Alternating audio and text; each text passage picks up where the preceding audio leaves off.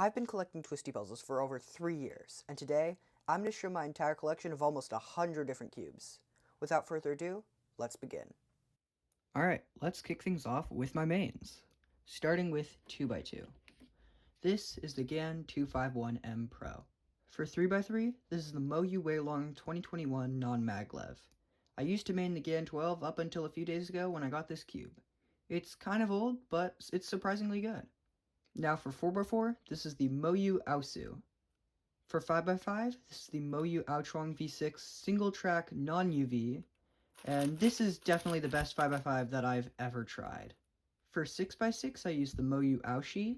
For 7x7, I use the Moyu Meilong. I used to use the Aofu, but then I traded with Trevor, and now I have this.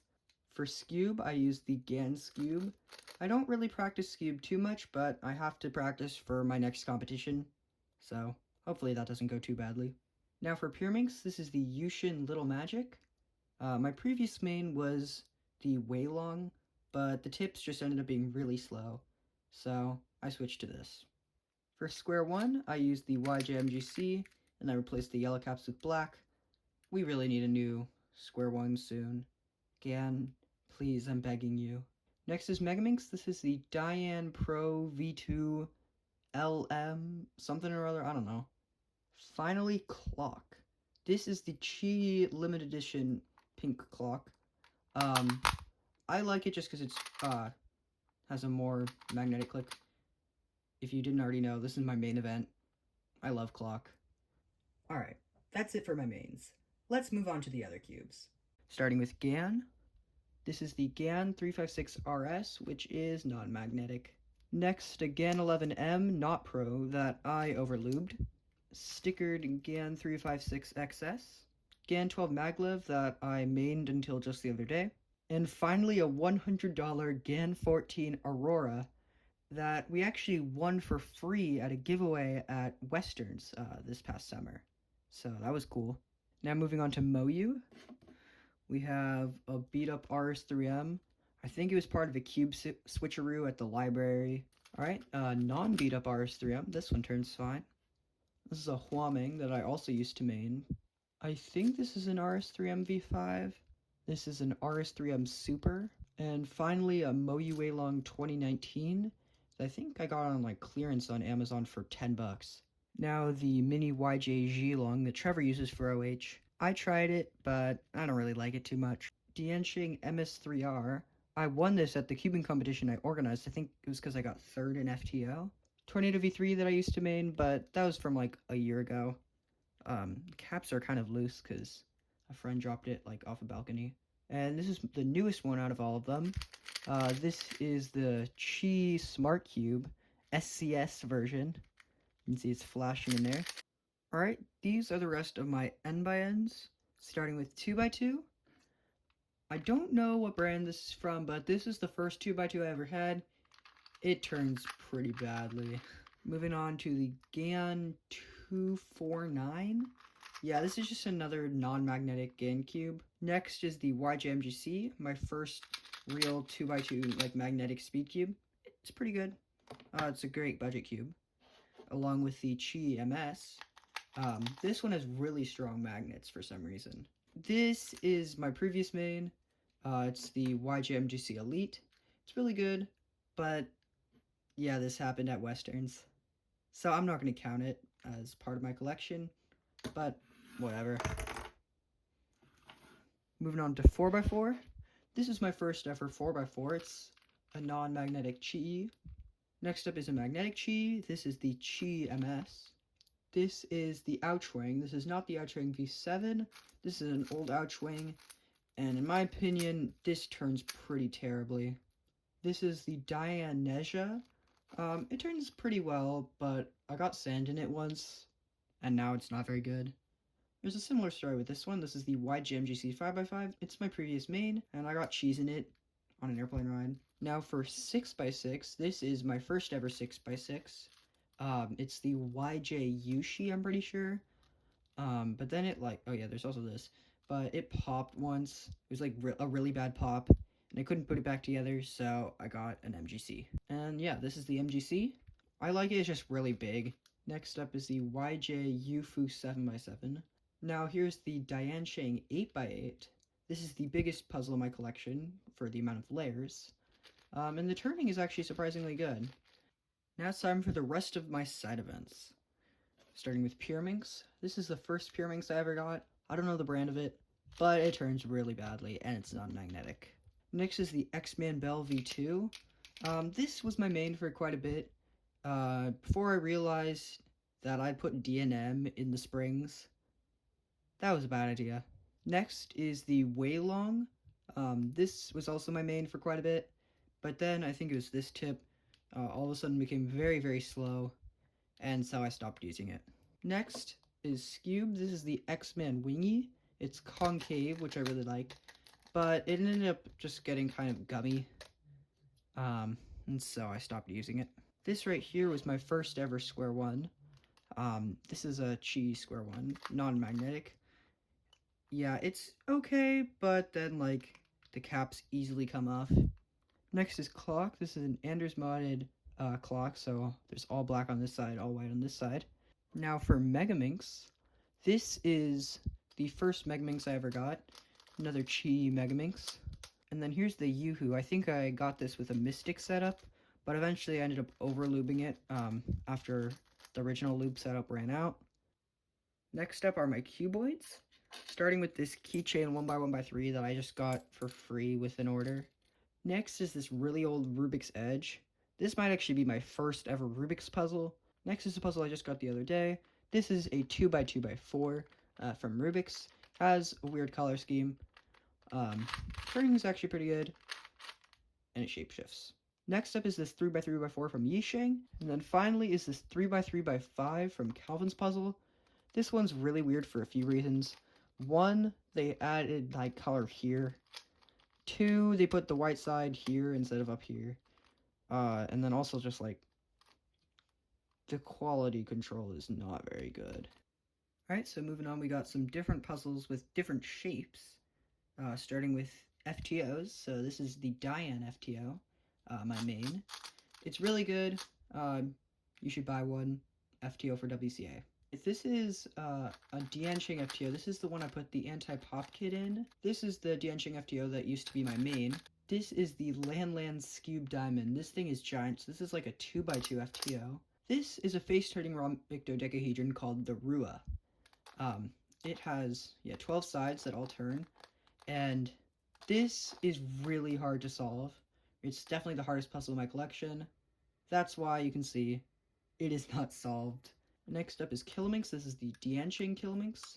For some reason it has these weird little pieces, which makes it so if you do like two opposite sides, like that, both of them turn, which is kind of funny. Next up is the Diansheng Kilominx.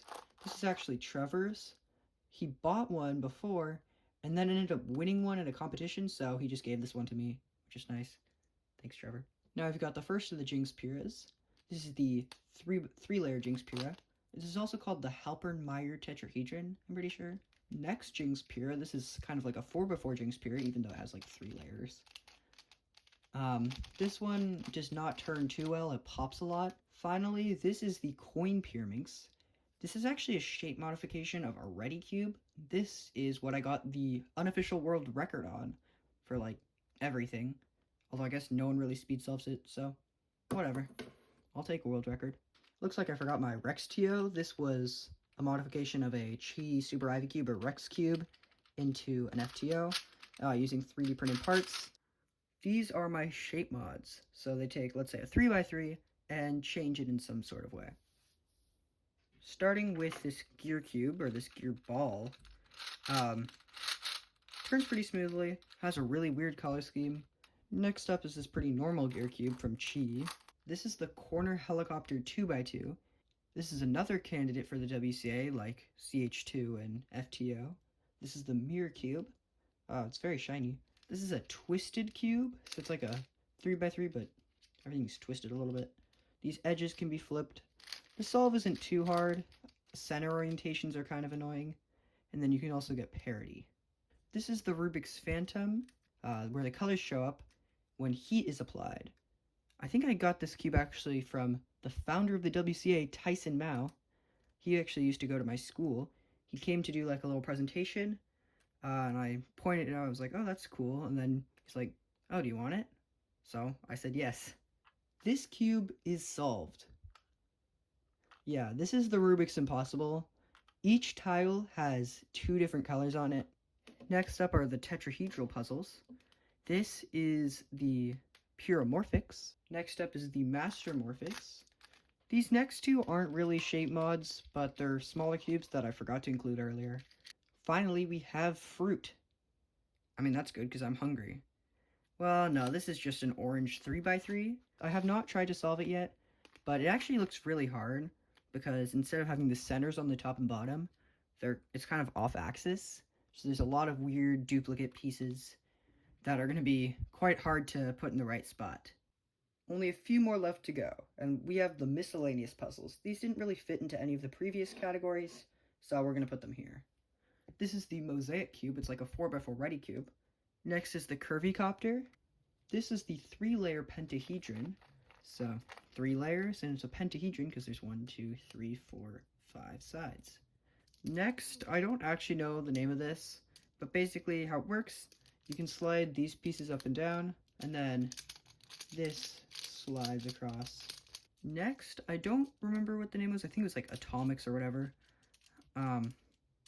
Basically, you have all these little beads and rings, and then you can slice it down the middle to swap them. These last 3 weren't really Rubik's Cubes, but they're at least puzzles. This is the 15 puzzle from Chi. It's also magnetic. For the final puzzles, these are the puzzles that I've 3D printed. Starting over here, we've got a 1x1x3, so kind of like the other one, but this one's 3D printed. I drew with marker on it, so the color scheme is like actually horrendous. Next up is this mini 1x2x3. This is a 1x2x3 that's a lot bigger. I think this is the same files. I printed it in gray, so it does not look too great with the marker. This is the final one of these smaller prints that I use marker for. This is like a cheese puzzle. This is the heptacircle, which is my most recent 3D printed puzzle. This I printed on the Bamboo Lab A1. I think the rest of these I printed on my school Mark IIIs. So this has 7 outer circles surrounding this inner circle. And when it scrambles, it bandages, and it actually looks really cool. This next one's like the heptacircle, but instead of having 7 circles, it has 6. It also has these dials that allow you to turn them, because from the side, it's kind of hard. This is another one of these circle puzzles. This one I printed way too tall. This one has 9 circles, and it has a lot more pieces. This one I've solved once, then I scrambled it up, solved all of these, and decided not to finish it. This is one I really like. This I called the Fractal 8 puzzle. It's not really a fractal. If you repeated it infinitely, it would be a fractal. So basically this is an 8 puzzle, so kind of like the 15 puzzle, but each number in the 8 puzzle is an 8 puzzle. I lied, there's a few more 3D printed ones. This is the 8 puzzle, so it's like the 15 puzzle but smaller. This is the 625 circle puzzle. I made this on my old 3D printer before I sold it. It was not a very good printer, so this ended up being not a very good puzzle. This is a 1x2x3. No, it's not. Yes, this is the sliding 1x2x3. I'm not going to count it because I have not stickered it yet. I actually just got a Cricut, so hopefully soon I'll have actual stickers for my puzzles. And yeah, it turns like a 1x2x3, but then it also slides, and then you can keep on turning. Here's another circle kind of puzzle. This is, I think, the first one I actually made. So yeah, it turns like that. It's pretty simple. This is the 99 puzzle. This one doesn't actually have a mechanism, so it will fall apart. This is a corner turning rhombic dodecahedron, which is a 3x3 shape mod. Again, I'm not going to count this because there's no stickers on it yet. This is another puzzle without stickers. This is the compromise. Turns like this, and then it also turns down the middle, and on these little sides here is the 4x4 clock. I actually scaled it up by like 200% because I thought it'd be too small, and turns out the thing that was supposed to hold the 2 sides together didn't work, and tape does not stick too well to it. Also, like, the turning is kind of bad, and if the pins are down, you can just adjust it with your hand. I almost forgot about this one. This is an egg 15 puzzle.